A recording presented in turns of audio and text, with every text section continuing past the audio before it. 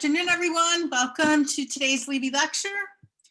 My name is Wendy Cromash. It's my pleasure to welcome you today and also to welcome Patrick T. Reardon, who is our speaker today.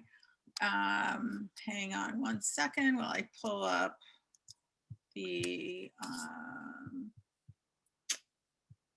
let's see.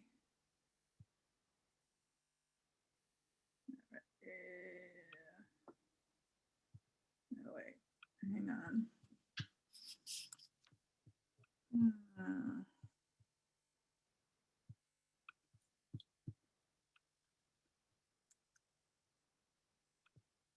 Okay, there's Patrick. I want to thank the Levy Senior Center Foundation for hosting our webinars. We could not do it without them.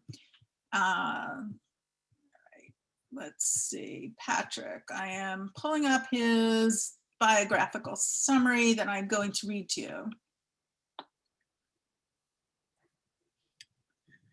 Now, a lot of you longtime Evanstonians or people in the Chicago area probably know of him from his writing, but for those of you who don't or want a refresher, this is the wealth of knowledge that our speaker brings to us today.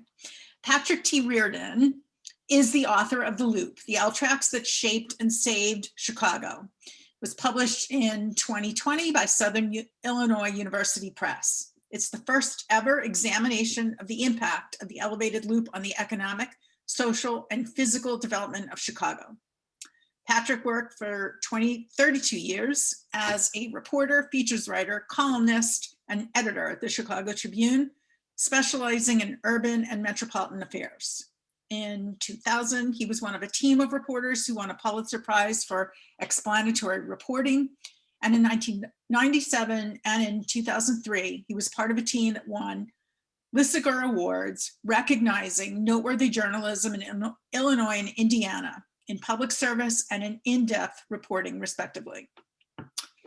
During his career, Reardon has used his expertise in social policy, demographics, statistics, community organizing, Chicago politics and history, geography of the city and the region, the city's literature, real estate development, religion, and the history of the nation and the world to hold up a mirror to the people of the metropolitan region. He's the author of 8 other books, including the poetry collection, Requiem for David. In 2009, he authored 2 planning booklets for the Burnham Plan Centennial, and he wrote 78 essays over a 9-month period for the Burnham blog. In addition, he edited and wrote key portions of a report for the Friends of the Parks titled The Last 4 Miles, completing Chicago's lakefront parks.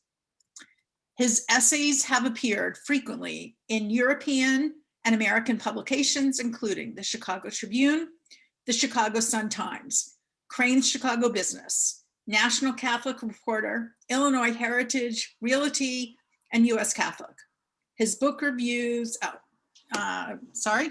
and he has lectured on Chicago history at the Chicago History Museum.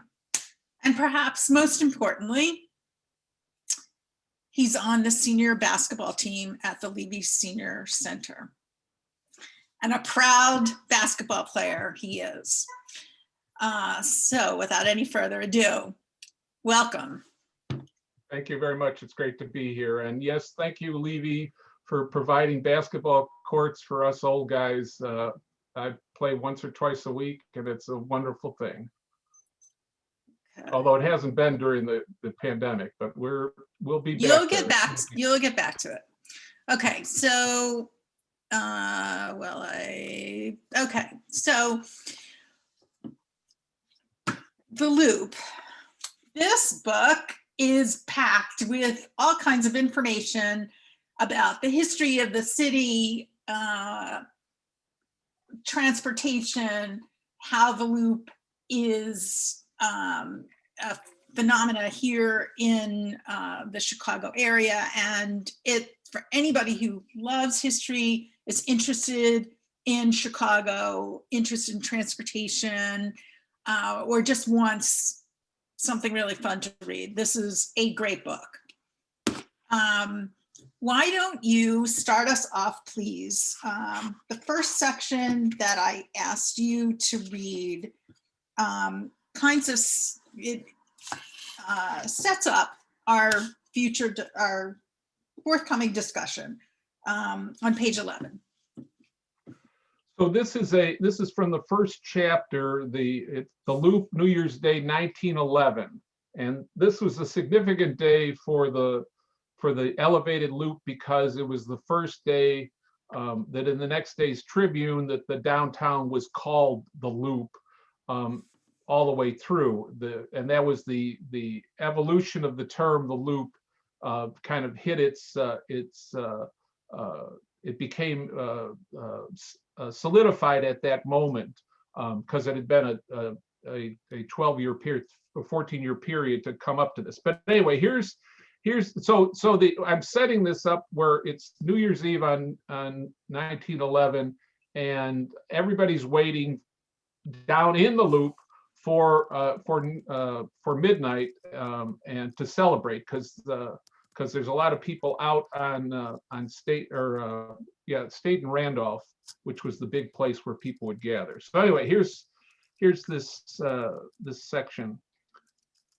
Chicago, described by one Japanese visitor as almost a baby city, is the capital of Middle America, the link between East and West, a manufacturing Goliath, the center of the nation's meat processing industry, home of great American writers, headquarters of Jane Addams and the settlement house movement she invigorated, the railroad nexus of the United States. Chicago is the heart of the nation, and the heart of Chicago is the Loop.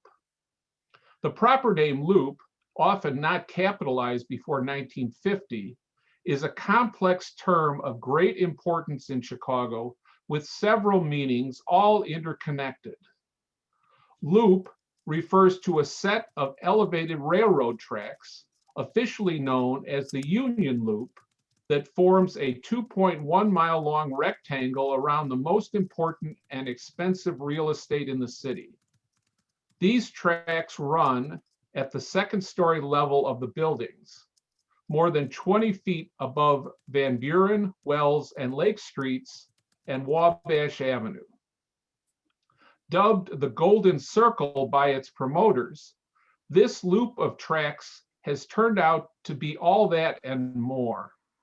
At this moment, the elevated loop has been in existence for only 14 years, but it has already begun to shape Chicago in myriad ways, the most important of which is routing the city's central business district in a minuscule site that covers roughly 1/1000th of the city's landscape. Later, a critic from New York City will scoff at how congested Chicago's downtown is in comparison to Manhattan, how constrained it is by the elevated tracks. But in mid-century, this will be the salvation of the central business district and the city. During the late 19th century, Chicago's downtown moved around, wandered, as the downtowns of American cities are wont to do. It was on South Water Market, then Lake Street, then State Street. After the Great Fire of 1871, there was consideration of centering it around what is now Madison and Wells Streets. And in the 1890s, there was a possibility that if the Union Loop weren't built, the city would develop 3 competing downtowns or sub-downtowns at terminals of the elevated railroads. The elevated loop has focused investment on what has become a densely packed quarter square mile of land. Throughout the coming decades, this will continue. Chicago's economic, civic, and political leaders will pour wealth into this tiny spot in the form of ever taller buildings, ever larger businesses, theaters and government offices, restaurants and department stores, as well as local and national headquarters, hotels, and taverns. Indeed, so much fortune will be sunk into this land bounded by the 4 sides of the elevated loop that Chicago's downtown, its loop, won't empty out the way central business districts of so many other American cities and towns did in the face of suburbanization after World War II. This area was the center of the city's business for a quarter century before the coming of the Union Loop. What that elevated structure has done is to lock in the importance of these 39 blocks. Just a year earlier, the Tribune reported that some land on State Street was selling for $40,000 per frontage foot, the equivalent of about $1 million today. The land encompassed by the elevated loop has become a unifying force in a city that rejoices in its many Jekyll and Hyde qualities. It has become the place where Chicagoans work and play and shop before going home in their neighborhoods and homes. More than ever before, Chicago's downtown has become the crossroads of the city because of the elevated loop. It has become, in a profound new way, the one place where the people of the South, West, and North sides come together, where rich and poor come together, where the Irish and Lithuanians and African Americans and Germans and Poles and Chinese and all the other varieties of nationality and ethnicity of this polyglot city come together, along with the native born. Okay, that's a great setup, and I will get into the questions. I've been getting a lot of comments about sharing the screen and okay. Folks, when I share my screen and I play from current slide,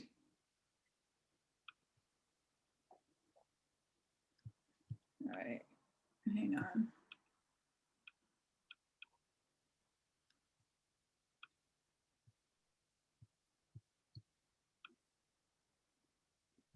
Okay. Hopefully, this is going to work.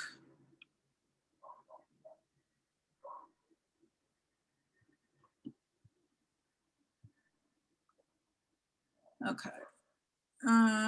Okay. I got one positive response that it worked.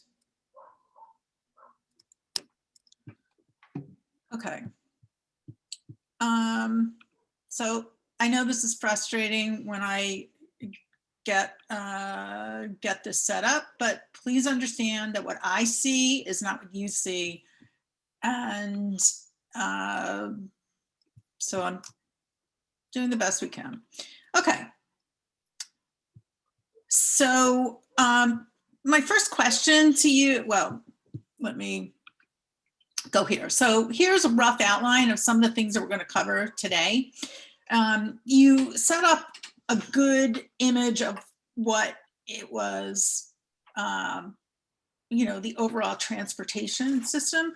Why did you want to talk about this topic as the subject for this book? Because it took many years of research.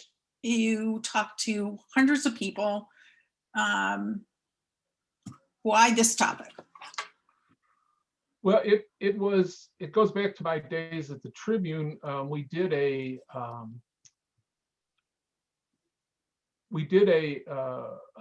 week-long series of stories about the loop in the tempo section. This would have been like around 2006, something like that, 2005. And one of the editors told me, "We'll find out when it got its name. Why is it called that?" And if you look at history books, a lot of history books written since the 1950s, it says that the downtown got its name from some cable car loops, or a cable car loop that was put in 1882. Well, that didn't sound right to me because I grew up in Chicago and everyone knew that the downtown was called the Loop because of the elevated loop. And yet I looked at a lot of history books and they all kind of said this, but I talked to the guy who's the expert on the whole L system and the loop, the elevated loop, a guy named Bruce Moffett, who was at the CTA at the time, and he said he never saw that term used before the elevated loop was built in the stories he saw in the newspapers, but he couldn't prove it. So I thought, well, I'm going to look and try to settle this question. And in settling the question, I found out that this generation of historians who were saying it was the cable car loop, and actually there were 6 cable car loops. We've got a slide we can show later, but it wasn't that. It came in with the elevated loop, but to prove that, I had to look at thousands of newspaper stories, most of them in the Tribune archive, because it presents the only consecutive collection of news stories for the same publication. But as I was finding this out, and as I was learning and proving this, I realized that the story was much bigger than just this. It was a story about why did the downtown get called the Loop? It's because, well, look at this picture. This picture of the Loop coming downtown, it really shows how significant this elevated loop was in terms of how it linked together the whole city as a transportation network, but then also it rooted the downtown in a way. In other words, it funneled all the money and made all the real estate inside the elevated loop so valuable that when the suburbanization happened in the 60s and 70s, Chicago's downtown didn't collapse and fall apart the way other cities did. It had rougher times, but it still was able to survive, and it was able to survive because of this. And the third thing is, again, if you look here, you can see it is the center of the city. Every part of the city, you can get to downtown from every part of the city, and the downtown became the second neighborhood for all other Chicagoans. Now I have to put an asterisk on this. It was the second neighborhood for all other Chicagoans, but for African Americans, it was a much more complex situation. African Americans wanted to be downtown, but to a great extent, they were excluded from being able to get served in restaurants, to be served in fancy stores. They found a lot of jobs downtown, but for several decades they were not able to use the downtown in the same way that whites were, and so it was a second neighborhood to all Chicagoans, but the racial prejudice across the nation it had its effect here in Chicago in the way that African Americans could not use the loop the way everybody else did.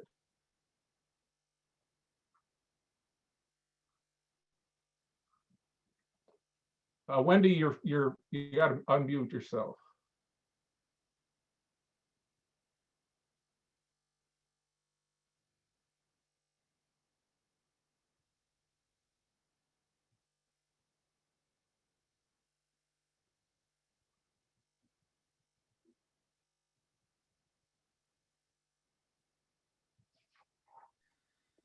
Sorry, my dog was barking. That's why.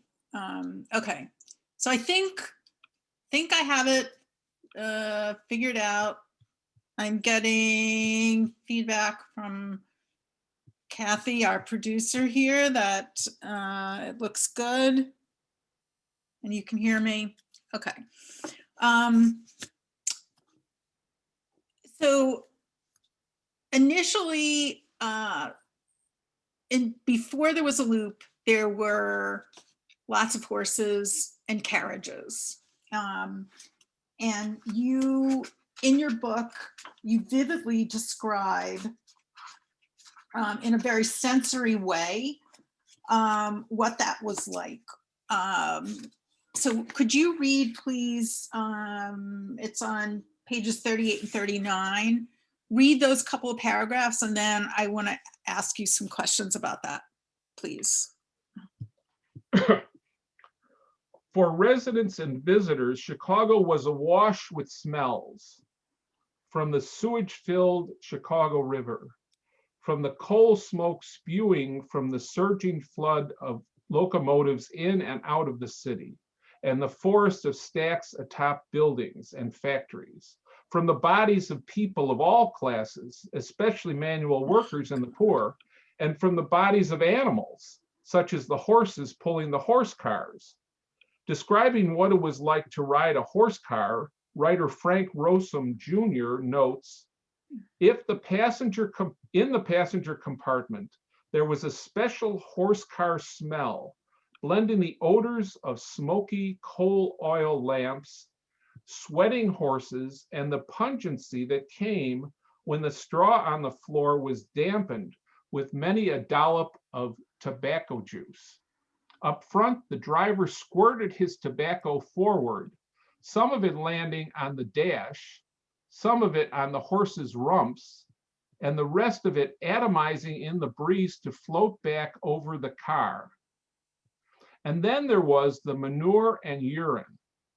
In the 1880s, Chicago's street railways had about 6,600 horses in operation. According to one estimate, a working horse during the course of an 8-hour day would deposit a half-gallon of urine and 200 pounds of feces onto the roadway. For 6,600 horses, that came to 3,300 gallons of urine and 132,000 pounds of manure each day. Such sights and smells, writes historian Caroline Merchant, contributed to characterizations of urban areas as wilderness. This was a reality that Chicagoans couldn't walk around, but one they lived with in a very elemental way, as much as the air they breathed. Actually, as Ted Steinberg notes, it was the air they breathed. Worse still, the stinking piles bred countless numbers of flies, which harbored disease, including typhoid fever. Then there was the dust to contend with. Horse turds dried up in the heat, only to be pulverized by the creatures themselves as their hooves made contact with the pavement. Ground horse excrement was the 19th century equivalent of auto pollution and was just as irritating to people's respiratory systems. Yes, reading that, you're just filled with a sense of, it must have been so disgusting. Like worse than Well, think about it, all these time travel things, if you go back, I mean, just 100 years or 130 years, I mean, it would have been a culture shock for people from this era who are used to everything everyone being clean and the streets being clean, and this is a much different place 130 years ago. I'm going to jump ahead to look at these, these pictures from your book of a scene from 101 years ago and a recently updated photo. Now, I've heard you talk before about these photos, and you talk about the engineering marvels of the subway and how the L has held fast in spite of other changes around it. But the thing that struck me first when I looked at these photos was how clear the air is on the right side picture. And to me, that just harkens back to, what you read about.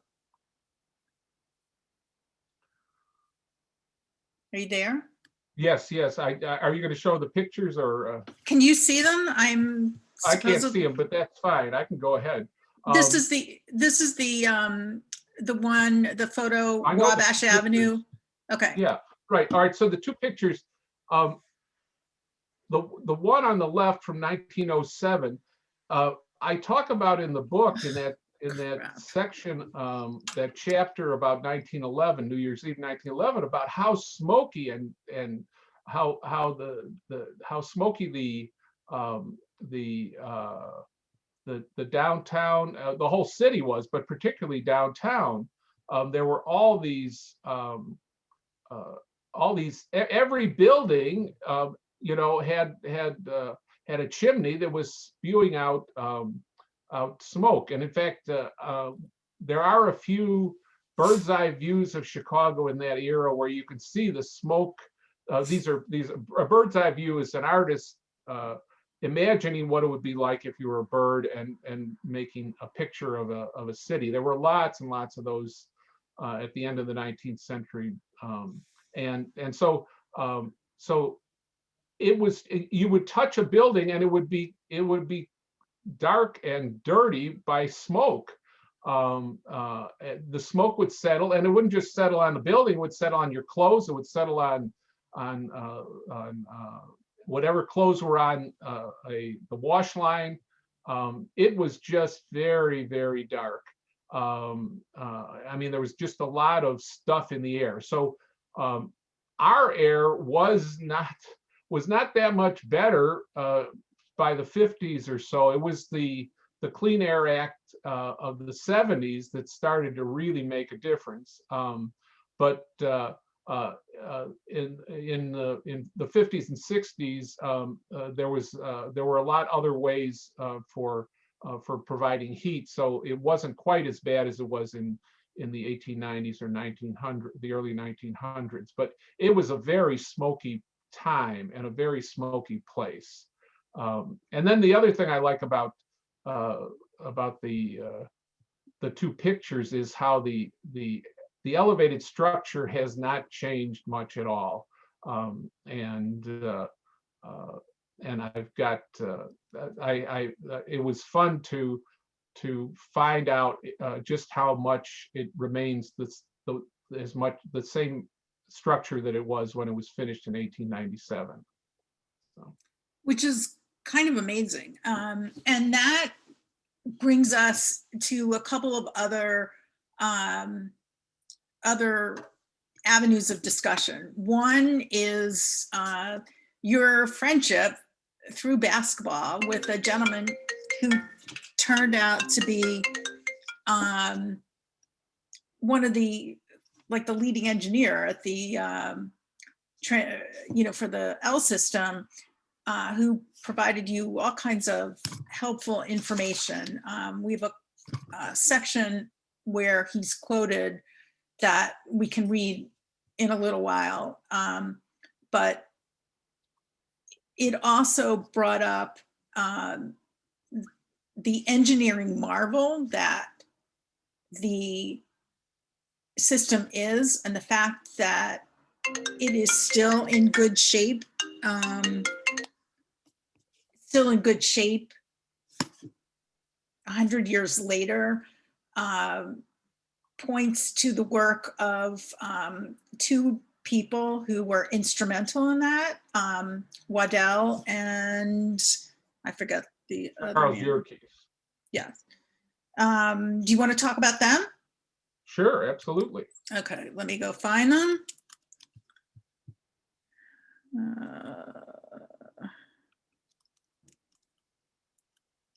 And we'll come back to all of, there aren't that many slides. Okay. So Waddell is a very prominent engineer. He was instrumental in both the L system here in Chicago as well as in London. Well, let me set it up, clarify please. that. Yerkes was the guy who was the businessman who came into Chicago and basically took over the most of the cable car lines, and then switched, then added his an L line, an elevated line to his holdings, and was the key guy who was able to get the elevated loop built. And he did that through force of will, through intellectual and financial brilliance, through deception, and through corruption. And so he got the elevated loop. He found the tricky ways to get it done. He did it in 4 parts. Each side of the loop was built separately, but they were all designed by the same guy, a guy named John Alexander Low Waddell. And hardly anybody has ever heard of Waddell except engineers. Engineers know him as one of the premier bridge builders of the end of the 19th century and beginning of the 20th century. He built more than 100 bridges that are still in use today, not only all over the country, but around the world. He was given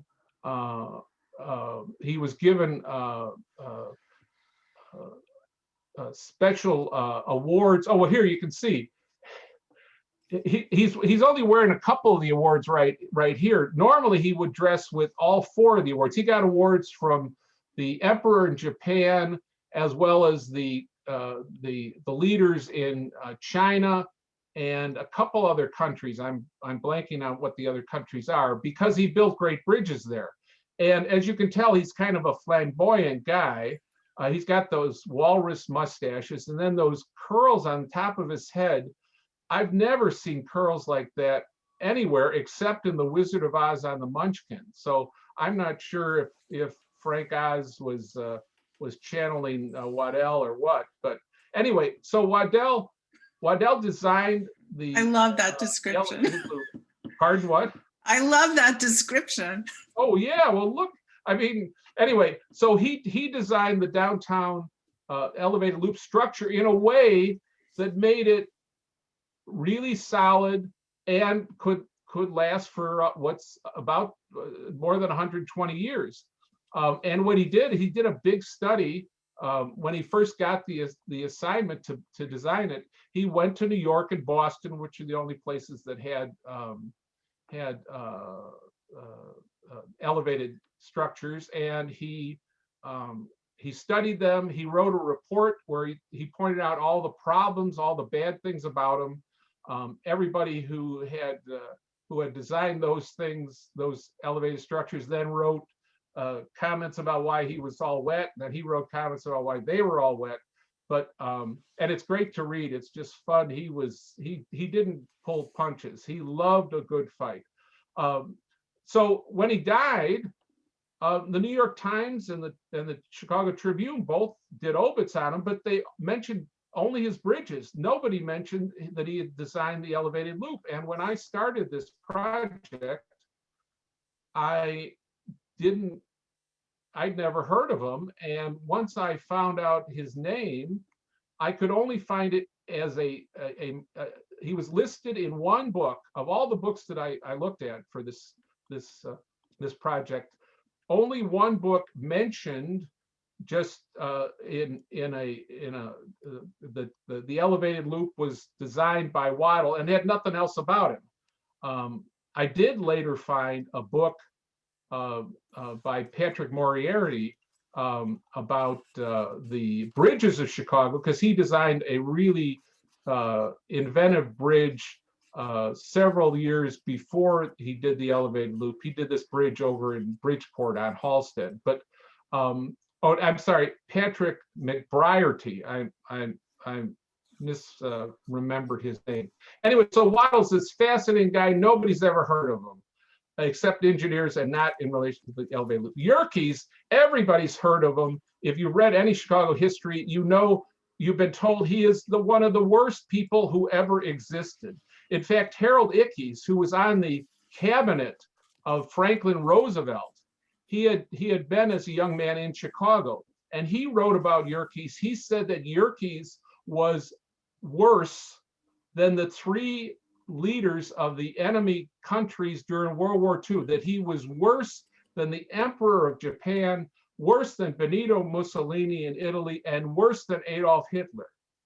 Well, I'm sorry, he's just a business guy. He didn't, anyway.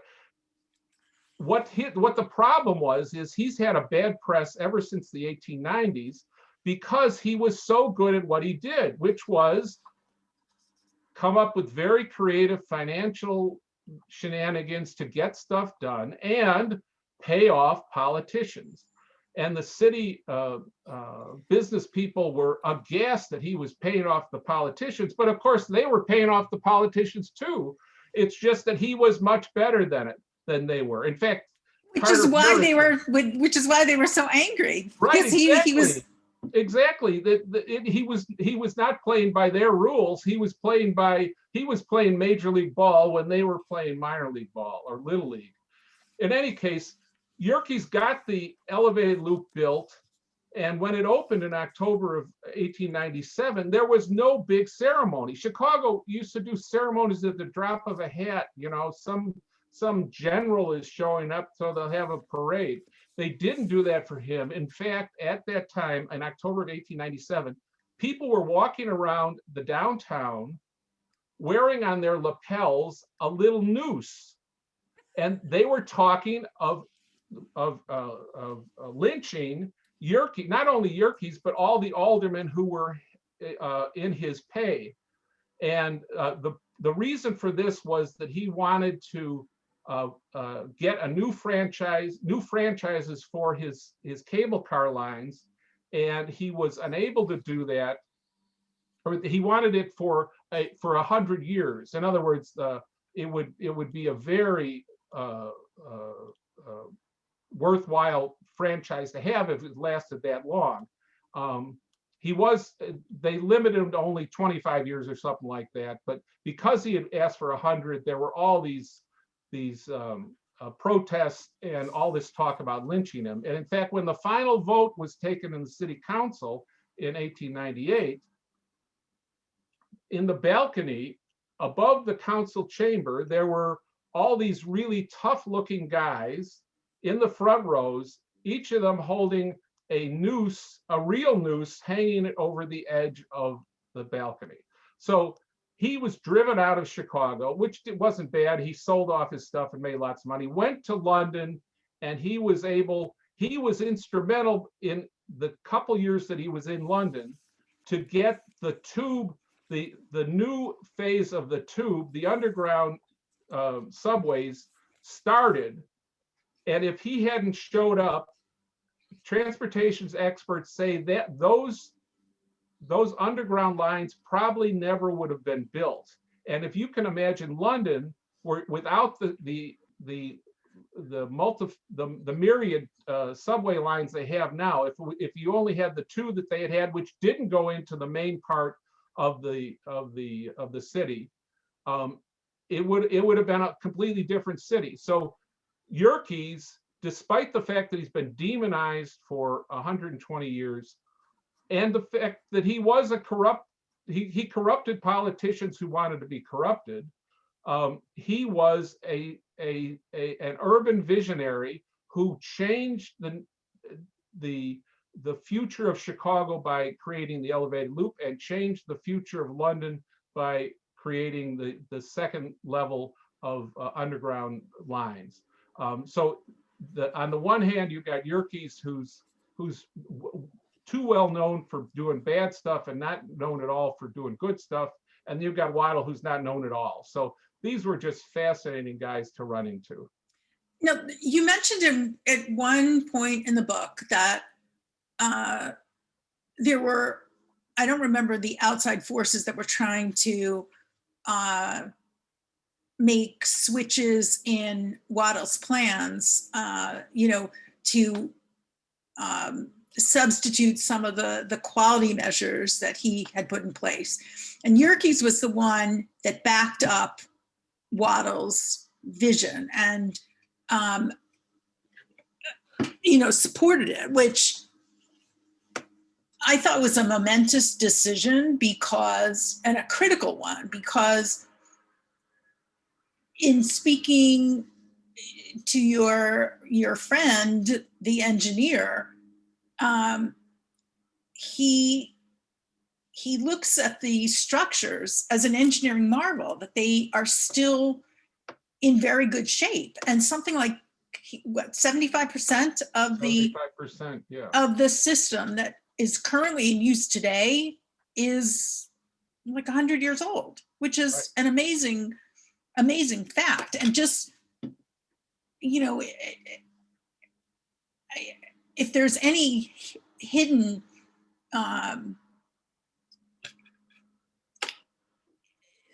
important point, not only the fact that Waddell is not well known enough, and Yerkes is probably too well known and not for the right things, the fact that it was of such a high quality to remain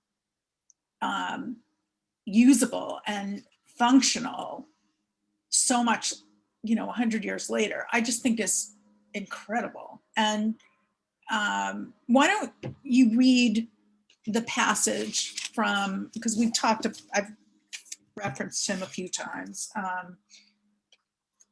Just hearing from someone who knows what they're talking about, an expert in this area, I just thought was really powerful. So this is Jim Harper. He was a guy I played basketball with, not at Levy Center. I also played basketball at St. Gertrude's in Chicago. And Jim was playing with us for 20 years. And somebody mentioned that I was working on a book about the loop, and he said, or somebody said, well, Jim is the head engineer for the CTA. So I was like, okay. So anyway, so this section begins with a quote from Jim. I would estimate that 75% of the original structure remains today, says Jim Harper, present day chief engineer for the CTA. Of the many physical structures that he oversees, the elevated loop is the most important. And Harper estimates that at least once a day, he or one of the other CTA engineers consults the designs that, in a time when Chicago was still an adolescent city, John Alexander Low Waddell drew for the construction and maintenance of the Union Loop. Quote, as an engineer, Harper says, I very much appreciate the uniqueness and the attention to detail of what was done. He was trying to create something beautiful, not just put the steel where it made the most sense. It still impresses me every time I come to work and look up at the structure. There are 400,000 pounds of moving steel over our heads, and we take it for granted. There's this huge mass of steel supported over my head. So, I mean, if anybody's going to know bad stuff, it's going to be the engineer 100 years later. And the fact that he was such a big fan of Waddell. In fact, he and another engineer there that I talked to, it was delightful for me to talk to them, but I think it was delightful for them to talk to somebody who knew who Waddell was, because they, nobody else does. Why was Waddell so groundbreaking? Well, it gets into technical stuff, and I have to say I am not an engineer, and I have a hard time understanding all the details. But I'm just in the big picture. Yeah, no. He wrote a big report. I mean, like 70 or 100 pages of all the things that were wrong with the elevated trains in structures in New York and Boston, and he then set out to correct those. So, for example, he was able to design the elevated loop in a way so that when you're walking down Lake Street and you're on one side, you can walk right under it to the other side. But everywhere else in the city where the elevated train tracks are, as an elevated structure, there are braces on the side. So he was able to do without the braces on the side, which made it possible for people to wander. In other words, the elevated loop would be a completely different experience today, and it would have been a completely different experience for 100 years if we could not just wander around underneath it. And the reason he was able to do without those braces on the side was because he did enough. He understood the structure enough and understood the stresses enough that he knew that the trains would not go fast enough to get up enough vibrations to make anything, to cause any problems. And whatever vibrations came up, because of the shape of the structure, those vibrations would be felt on the other side of the structure where there wasn't a train. So Harper is quoted at another point in my book about how if a train is coming on one side of the track, the extra vibrations are picked up and kind of dealt with at the corner of the elevated loop that's away from them. So there were things like that Waddell incorporated into his design of the elevated loop that reduced the shimmying of the trains. It reduced the shaking of the structure. I mean, it doesn't shake, but in New York, as he describes it would shake a great deal, and so he designed it in a way that made it so that it did not. It was able to not have all those vibrations, and I think part of its longevity is the fact that it's not shaking all the time the way it might have. If it had been shaking all the time, it might not have lasted. But yes, I mean, that's, I wasn't even thinking about the vibrations. I was just thinking the fact that it's still standing, but you're right. There's so much to consider, but he had the same knowledge that other people with his education and experience, and the subways in Boston and New York were there for everyone to look at. But he just synthesized all the information in a different way. Exactly. He was brilliant. And I mean, so you're not, you don't look like this. You can't get away with looking like this if you're mediocre. This guy was brilliant. He went to Japan as a 30-year-old guy to teach in their university. And while he was there, he wrote a book about why all the bridges in Japan were bad.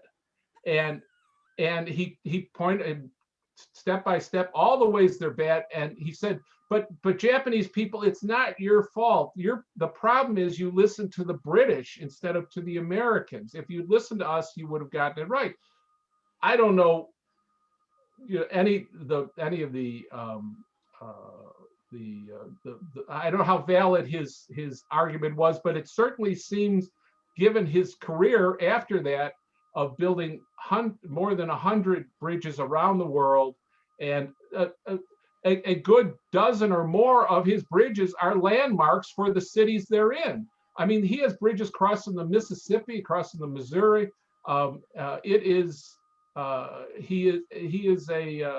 He was this major force in bridge engineering. And that's an insight that I got when I was working on the book, that the elevated loop is nothing more than 4 bridges put together. And it functions as a bridge to connect the elevated lines coming into the downtown. So it is he was the right man at the right place. And unfortunately, there's no archives to look, because Yerkes is like like a lot of guys like him, he didn't keep pieces of paper. You know, there was no, there's no archives of his. Waddle, I don't know of any archives for him, but luckily there is a book that that of his essays and studies that was published by one of his aides. But you know, and then the CTA had archives, but then about 20, 30 years ago, they threw them away. So anyway, I don't know how Yerkes found Waddle, why he chose Waddle, but he chose the right guy. And as you say, when push came to shove, Yerkes backed Waddle at a time where it could have really undercut the validity of what he was trying to do. So those were all great, you know, whether it was by thoughtful decision-making, cutthroat finances and bribery and corruption, or, you know, just the luck of the two of them connecting with one another. So there are many great things about the system, but in the course of your research, was it ever seriously considered to put the whole system underground the way other cities were doing? It was considered essentially every year. Even before it was finished, people were talking about tearing it down. And there's a list in the book by I think it was 1908. There were 9 efforts over. Those were only that's a smattering of the efforts. That there were just a whole lot. But then in the 1970s, it came really close to being torn down. In fact, let me just interrupt you, because when you say torn down, were you also implying tearing down, but also replacing it with something subterranean? Well, that's the interesting thing. The city, the people, the power brokers in the city, the business people, the rich people, and the politicians had wanted to get rid of the elevated loop for a long time, because it did block off the core part of the city. It made the core part really valuable. And they thought if we could get rid of this, then we can spread out in a way that everything will be more, the stuff outside will be valuable in a way that it isn't valuable now. So it never came to anything until the 70s, and Mayor Daley the First, in December of 1973. This is a great story. In December 1973, he decides we're just going to take down, I think it was the Wells Street section. Now, the city was trying to get money to put in 2 subways to replace the elevated loop. They needed the money from the federal government, but the federal government wasn't coming forward with the money. All right, so there was the city wanted this money, the feds weren't giving it. So Daley's idea was, we'll tear down this one section of the elevated loop, just tear it down, and that will force the hand of the federal government to give money to build the replacement subways. Well, to give a kind of context about this also happened with what was called the Deep Tunnel Project, which the federal government gave money to build a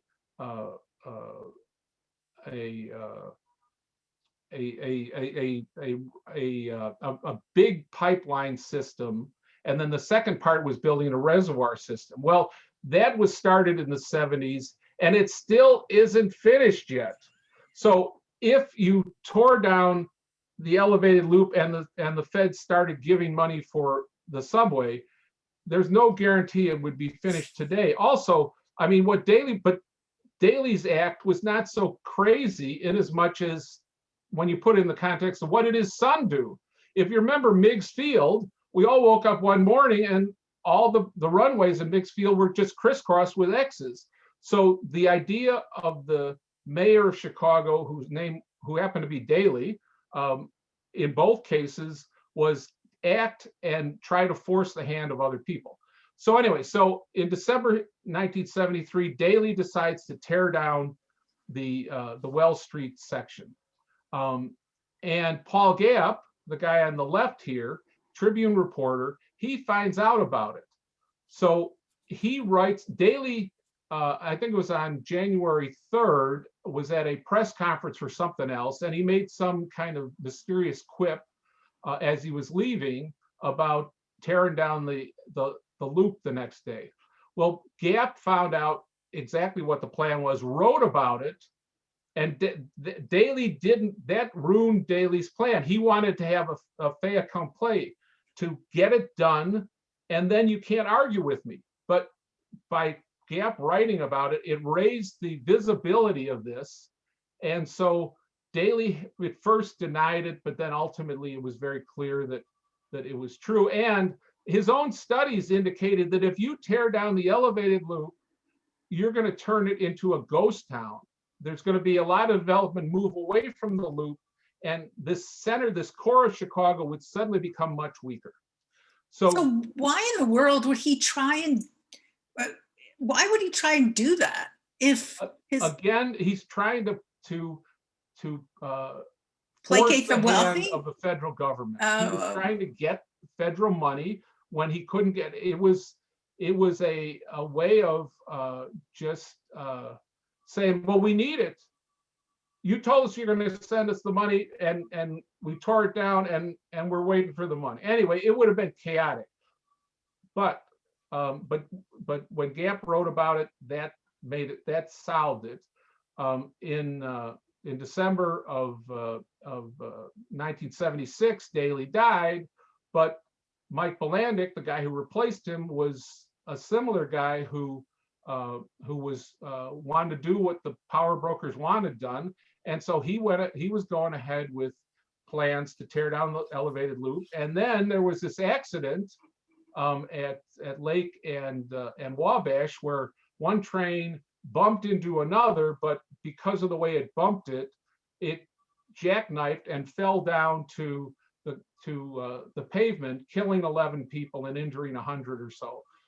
So Bilandic was at the scene of the crash, walked into a payphone booth and called the White House to get Jimmy Carter to come up with money for a subway.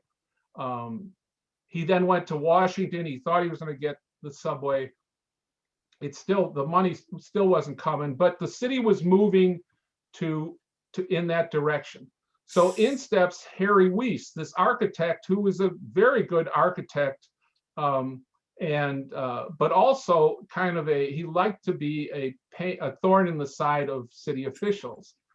So what he did was started a campaign to have the elevated loop put on the National Register. Now this is akin to a kind of a landmark, to giving it landmark status. And which would also make it more difficult would make it more difficult, because if something is a landmark, you have to prove a higher level of need in order to outweigh the need to protect this landmark. So he fought all year a public relations battle, which he ultimately lost, and he lost it because a state agency board voted not to give it put it on the National Register.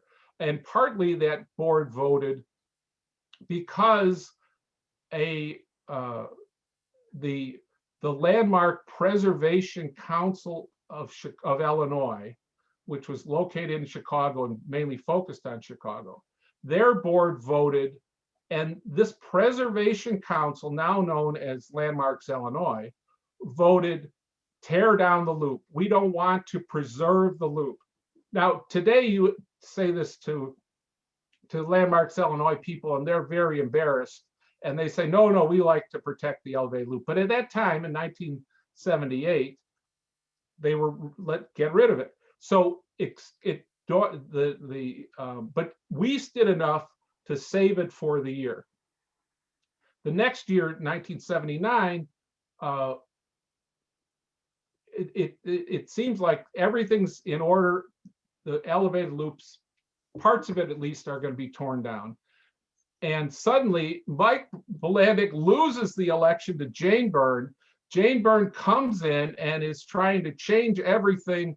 And so for the first time in 80 years, she is looking at not tearing down the elevated loop, but doing some refurbishing and instead. And so she saved it from what appeared to be what was going to be a real bad situation, that only parts of it would be torn down. So we would have two, if essentially they would have left two sides of it.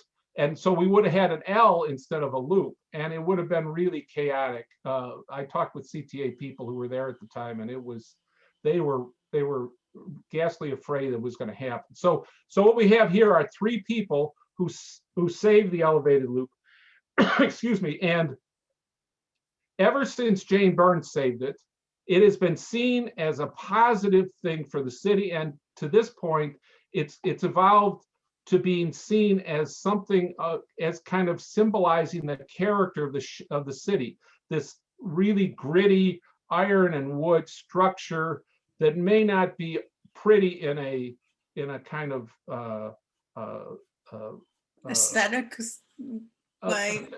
It may not be pretty in the way that a garden is pretty, but it's pretty in the way that the Eiffel Tower is pretty, or that the John Hancock building is pretty. So it was this wonderful thing. But if it had happened, if these three hadn't done what they did at the times they did it, we would probably be without the elevated loop today.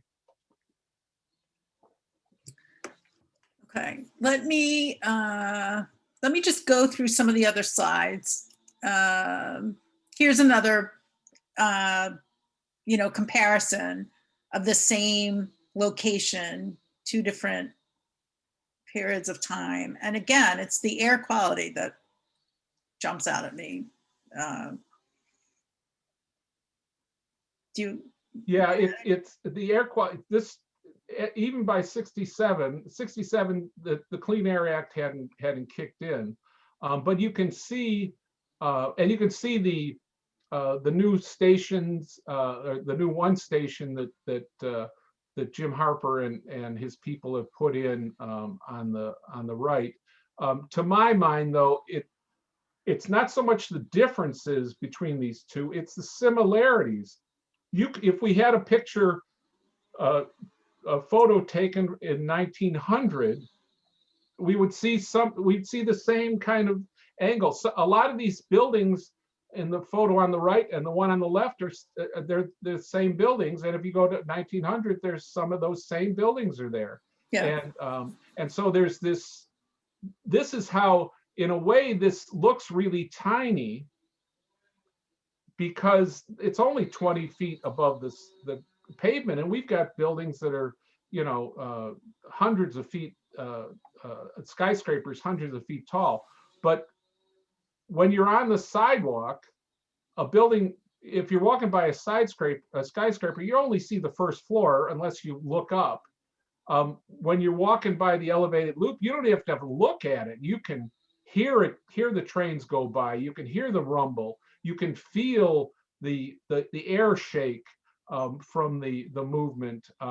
It's a very visceral thing, and it's looming right above your head and creating these shadows on the street below you in a very pretty way. See, isn't that beautiful? That's wonderful. It's not a garden, but it is this kind of, there's yes, there is a beautiful symmetry to how the tracks are, and yeah, I mean, it's a very rugged beauty, but I can totally see that. Yeah. And I'm sure an engineer sees even, someone with an engineering background sees even more layers. But yeah, Oh, absolutely. Yeah. Here are the shadows that you talked about. Right. Yeah, Harry Weiss, when he was doing his public relations effort, would rhapsodize about how beautiful these shadows were, and they change all through the day depending on where the sun is. And also, if you look on the sides there, you can see normally in other parts of the city where there's L tracks, there are these braces on the side, but downtown you don't need them because Waddell designed it in a way that didn't need those extra braces there. Okay, let me go back and see if there's anything. Do you want to talk about any of these maps? We've touched on that. I mean, if you want to go to the one map, I can just touch on it real quickly. Which one? Oh, well, they're all together on the third slide. Right. Hang on.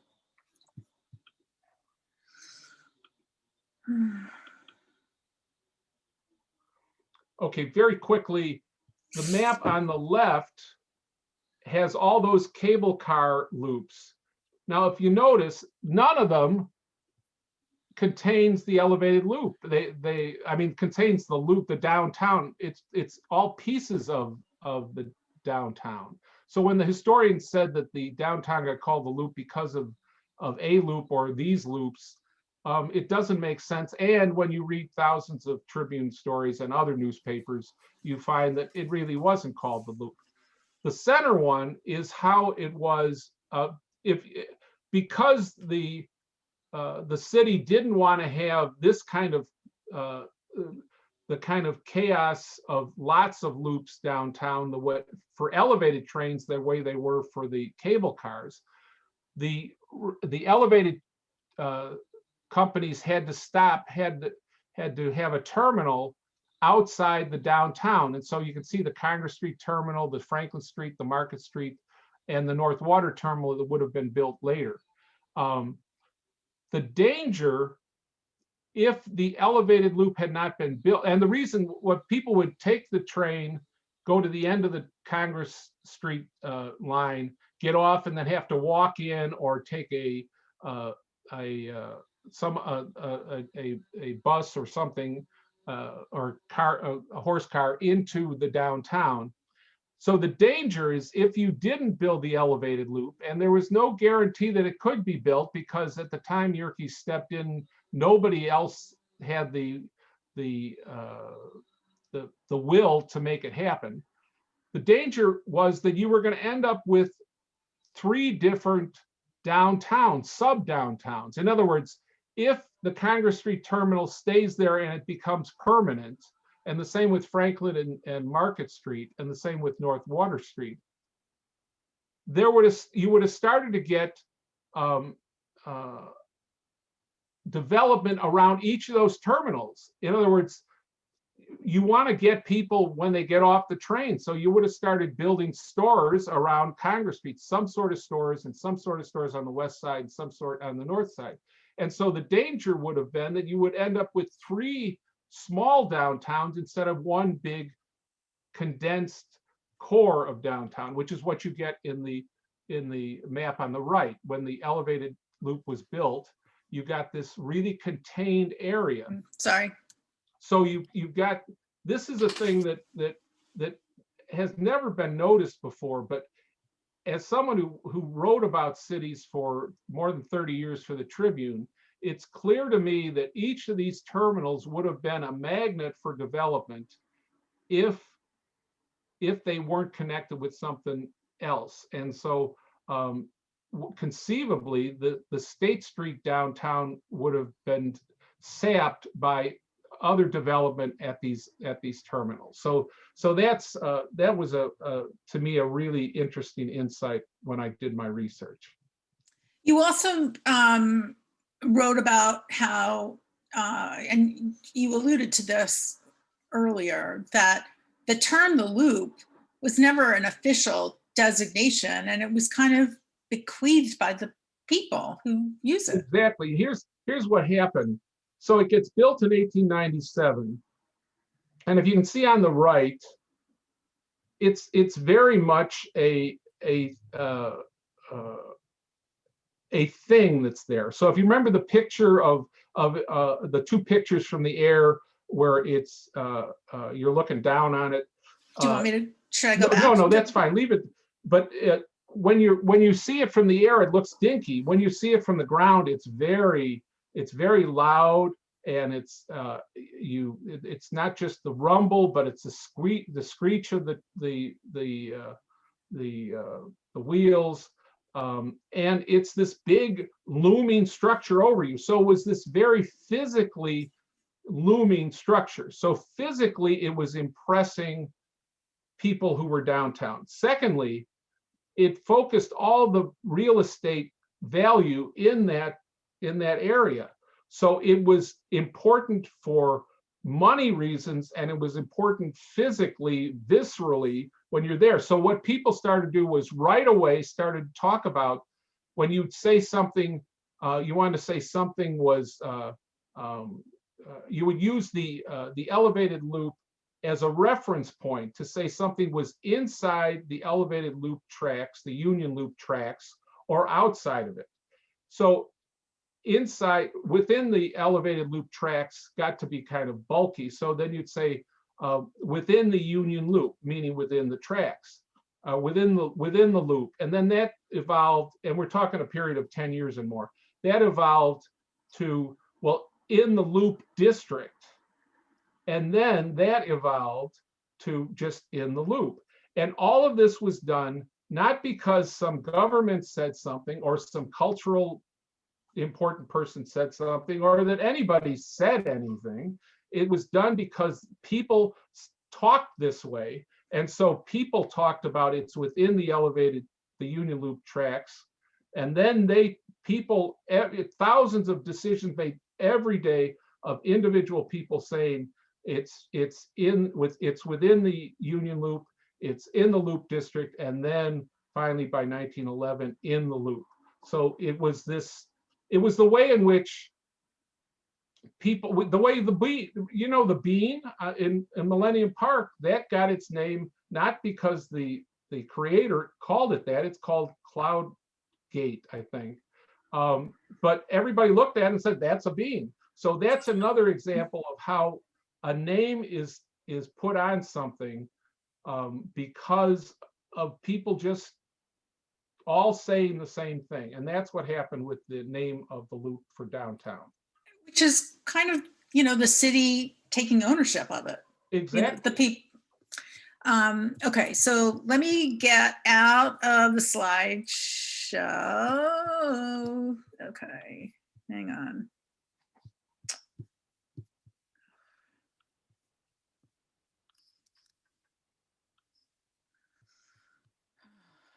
Okay. Folks, I apologize for the problems, but what I was seeing was not what you were seeing, and so I will work on improving. Okay. I'm looking for some questions. One thing I've always wondered, Chicago has two main train stations that are downtown where all the commuter trains leave from. And I was surprised that none of the L trains come inside the train stations or really close to it. I mean, it's not like a mile hike, but it's not seamless. Did that ever come up? Well, the railroad terminals are where they're at for the same reason the L terminals were where they were at. In other words, that the railroad terminals had to stay outside of the downtown area. I don't know specifically why there isn't a all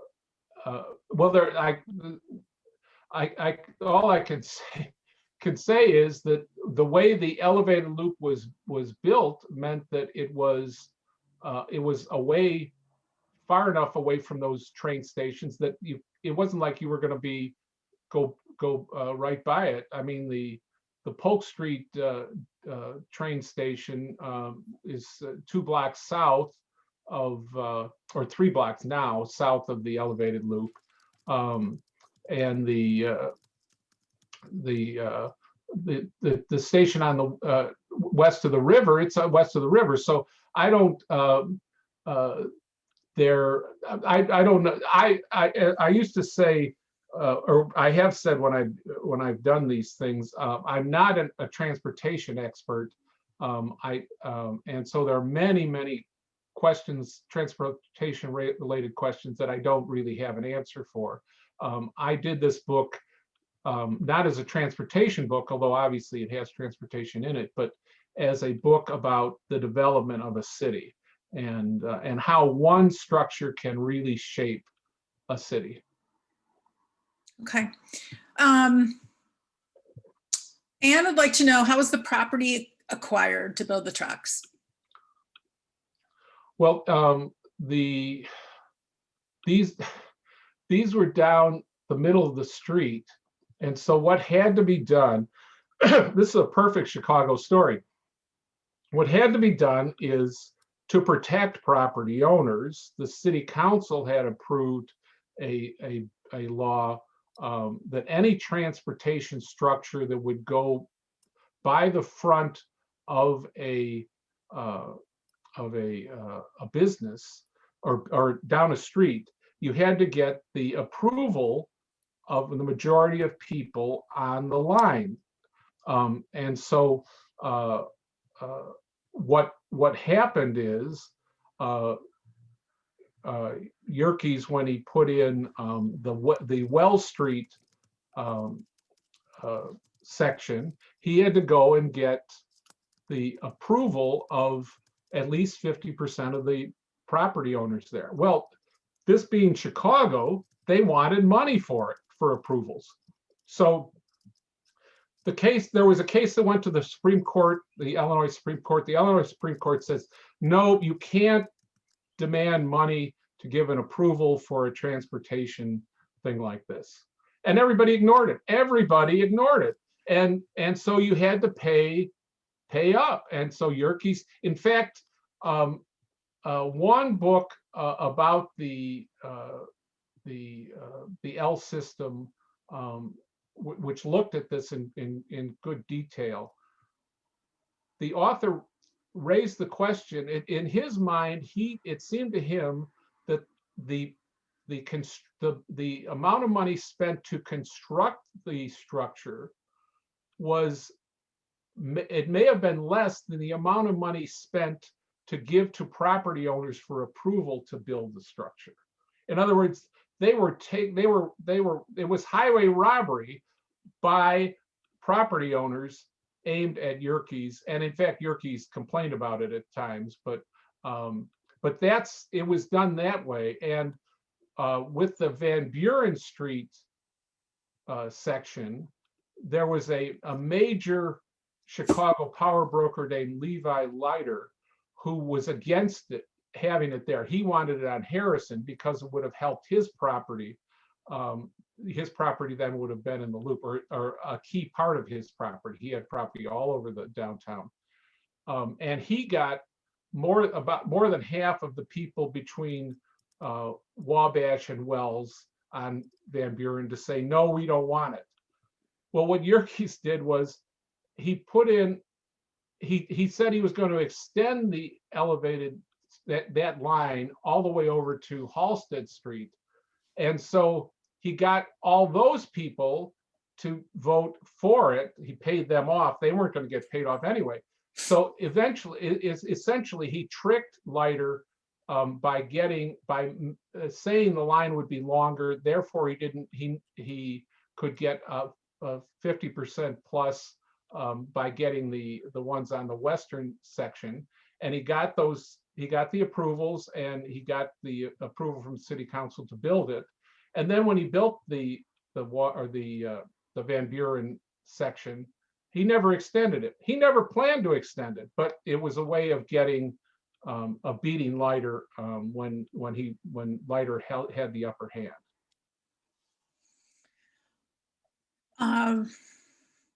Yesterday there was an accident in Mexico City where a transportation accident where a subway car fell off the tracks, or a bridge collapsed, I think, and Right. it fell into the street. So maintenance and upkeep are really serious concerns, and especially now that with COVID, ridership is down, so that increases the financial pressures. Are you concerned about the health of the CTA?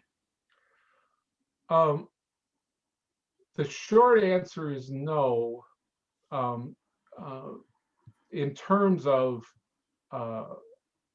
if this thing has showed that it's so solid that it will continue, and that it will, that I suspect it can go for a long time. And what the CTA has been doing with it has been replacing some of the stations, and in doing so strengthens the sections of the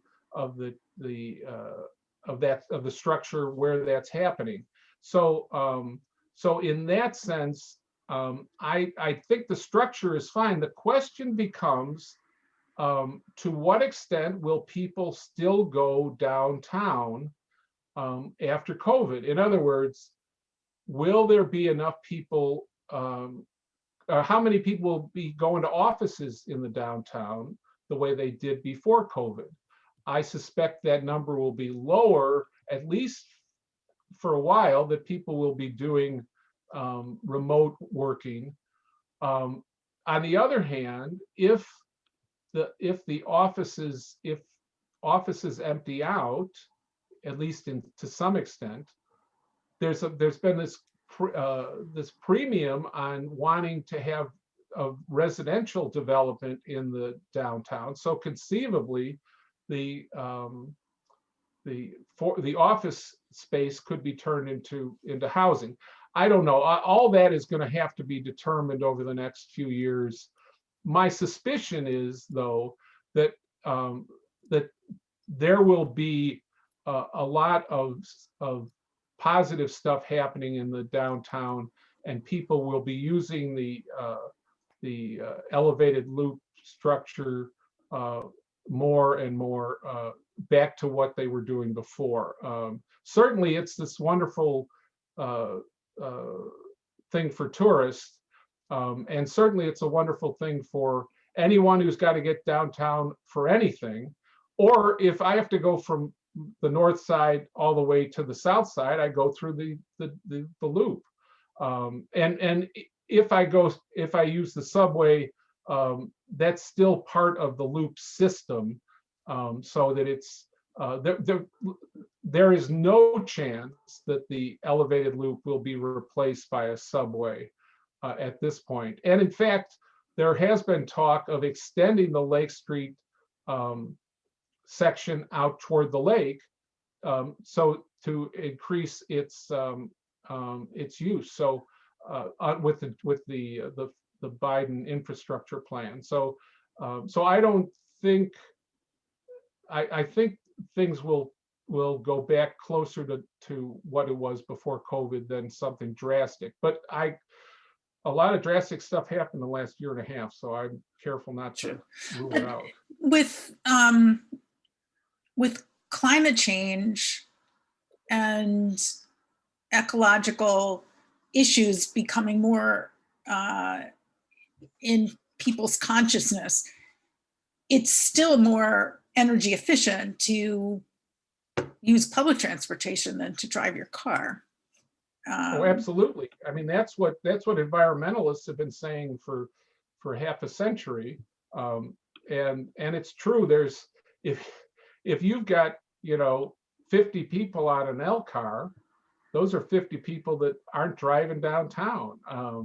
in fact, I wouldn't.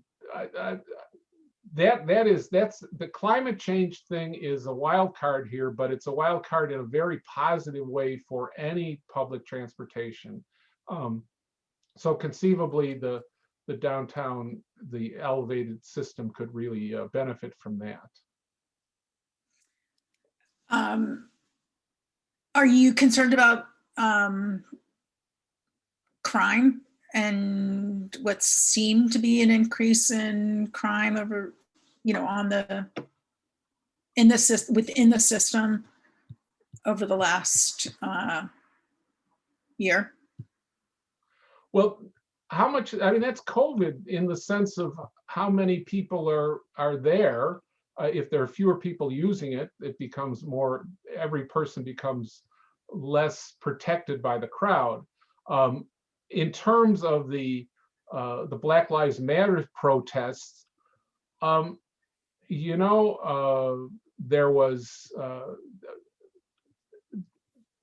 that sort of protest could happen again and again.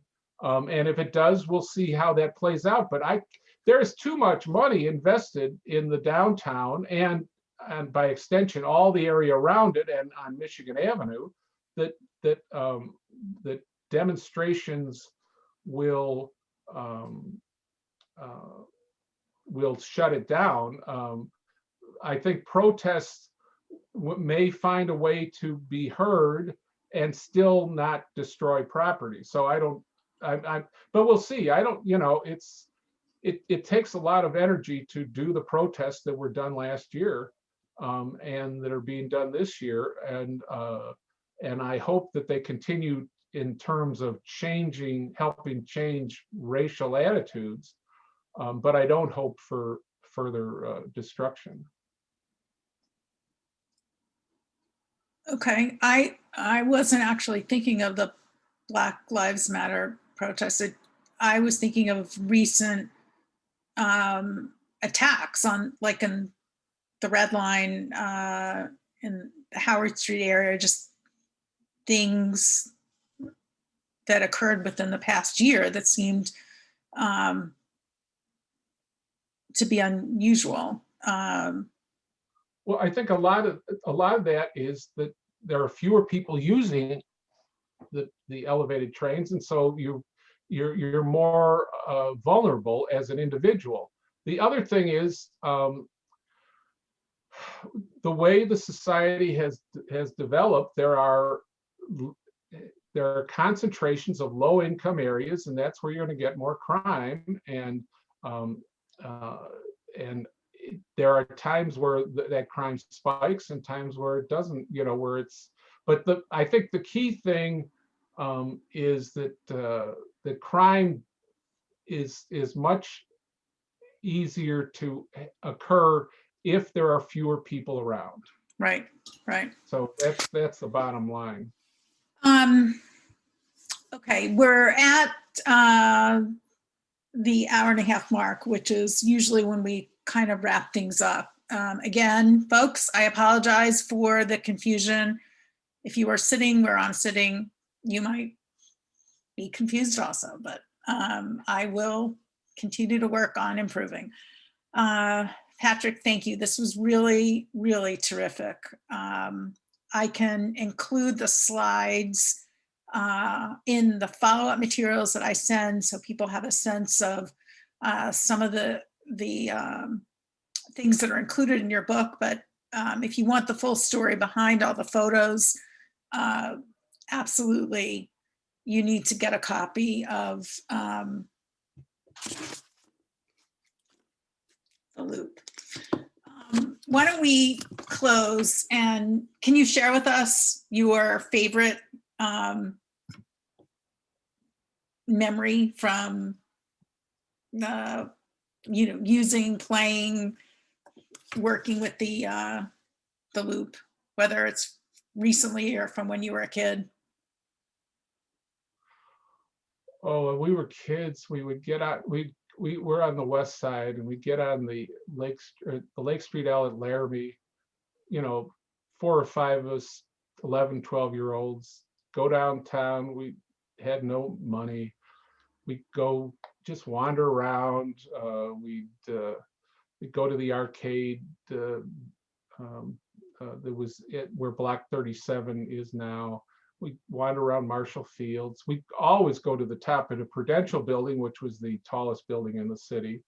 So it was. And it was all of this wonderful. was what you're describing is safe, right? Your parents were not. No, I mean, there were lots of kids who did this. I mean, I think I quote some people in my book of, a kid who was 7 or 8 years old would take his mother's, the earnings from his mother's business downtown to the bank, and, you just, it was safe.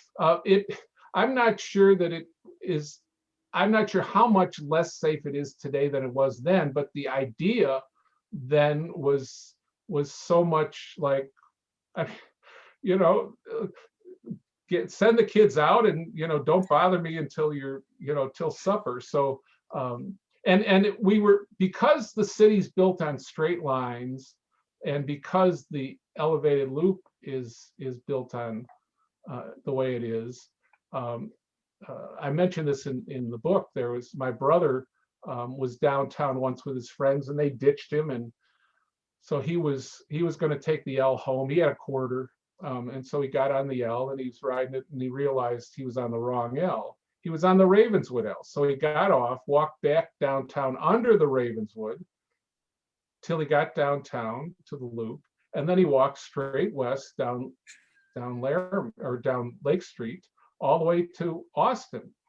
And he comes in the door, and by this point we had the cops out looking for him, and it was getting dicey. My parents were worried, and he walks in the back door, and my mother says, "Oh, David, why didn't you call and tell us you were lost?"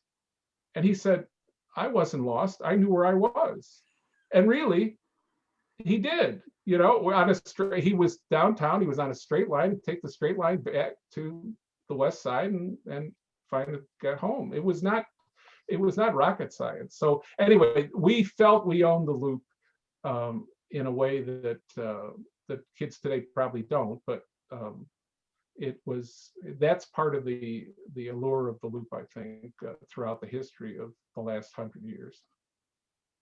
Great. That's a wonderful note to end on. This was so interesting. It was just a great tour of, from going back in time 100 years and learning about these, the politics, the corruption. I mean, we think things are bad now, but at least people aren't showing up with nooses when they're, going to meetings at City Hall or in, other government meetings. So it was just a very, very interesting discussion. And I am so glad that you were able to share your knowledge with us, your extensive knowledge, just the breadth of all the things you know and the things you've seen and experienced brought a lot to the discussion about the loop. So thank you. Thank you very much. It was great to be here, and thank you for organizing this. My pleasure. Okay, folks, next week we have David Shack, who will be talking to us about Leonard Bernstein, an overview, kind of retrospective of his life and his work.